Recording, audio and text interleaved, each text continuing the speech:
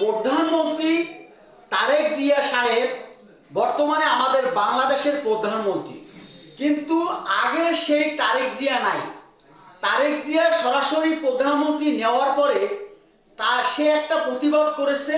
সেই প্রতিবাদ হচ্ছে যে আপনারা কোনো জুলুম অত্যাচার যেই করেন, নিজের দলের লোক হোক বা অন্য দলের লোক হোক, আপনারা জুলুম অবিচার যদি করেন তাহলে কোনো কাউকে সে ছাড় দিবে না।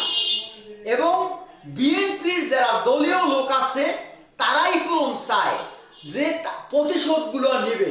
আসলে প্রতিশোধ নেওয়ার দরকার আমি মনে করি, কারণ হচ্ছে নিজের সম্পত্তিতে নিজে ঘর করে থাকতে পারে নাই, নিজের জায়গা সম্পত্তি অন্য মানুষে খাইছে, এগুলো রাখকে সে পালাইয়া অন্য অন্য দেশে পলাইয়া রয়েছে।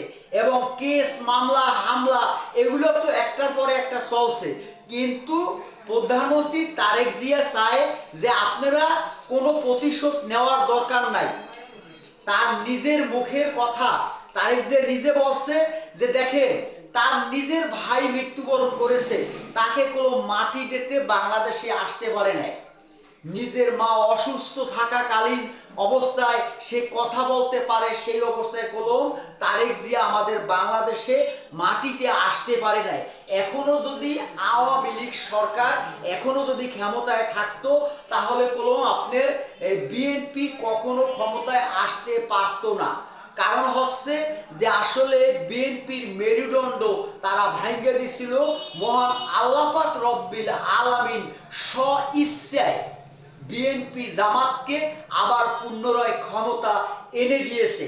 এর জন্য যা কিছুই করেন বা না করেন, অবিচার করবেন না, জুলুম করবেন না, অত্যাচার করবেন না।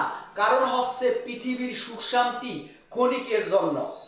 গভীরভাবে যদি আপনি চিন্তা করেন যে আসলে আপনি দেখেন না, আমি যে এই ভিডিওটা তৈরি করেছি, এই ভিডিওটা যে আমি পোস্ট করতে পারবো ইউটিউবে তার গ্যারান্টি কলম নেই।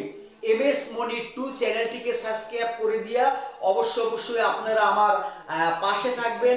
আমি ছোট বড় সবাইকে নিঃস্বার্থ ভালোবাসা দিয়ে থাকি। কারণ হচ্ছে একটাই, দুনিয়ার সুখ শান্তি ক্ষণিকের জন্য। মা বাবা ভাই বোন গুরুজন আত্মীয় স্বজন যারা আছে প্রতিটা মানুষকে আমি নিঃস্বার্থ ভালোবাসা দিয়ে থাকি। এজন্য যারা আমার এই লং ভিডিওটা দেখেছেন অবশ্যই যদি সম্ভব হয় শেয়ার করে সবাইকে দেখার সুযোগ করে দিবেন। আর তারেক জিয়ার দেশটাকে ভালো চালাও এবং কোনো প্রতিশোধ দলীয়ভাবে হোক, আওয়ামী লীগ হন, বিএনপি বলেন, যাই হোক, আমাদের বাংলাদেশে এই প্রতিশোধ নিলে তার প্রতিনিধি কি হয় অবশ্যই বুঝতে পেরেছেন। এর জন্য মিলেমিশে কাজ করার চেষ্টা করবেন। হয়তো আমিও একদিন চলে যাব না ফেরার দেশে, কিন্তু পরে থাকবে এই পৃথিবীর বুকে আমার আপনার ব্যবহার এবং ভালোবাসা, আর এই ভিডিওটা থেকে যাবে। তবে আমি থাকবো না, এই কথাগুলো আমি মৃত্যুর পরে থেকে যাবে। এর জন্য আমি চাই যে আপনার প্রতিটা মানুষ ন্যায় নীতি আদর্শ সততার সাথে উপার্জন করবেন, পারিলে মানুষের উপকার করবেন, আর যদি না পারেন কখনো কারোর ক্ষতি করবেন না। সবাই ভালো থাকবেন, সুস্থ থাকবেন, আমার জন্য দোয়া করবেন। মহান আল্লাহ পাক রব্বিল আলামিন আপনাদের সবাইকে ভালো রাখুক, সুস্থ রাখুক, সেই দোয়া করি ইনশাল্লাহ। এমএস মনি 2 চ্যানেলটি সাবস্ক্রাইব করে দিয়া অবশ্যই পাশে থাকবেন ইনশাল্লাহ। আল্লাহ হাফেজ।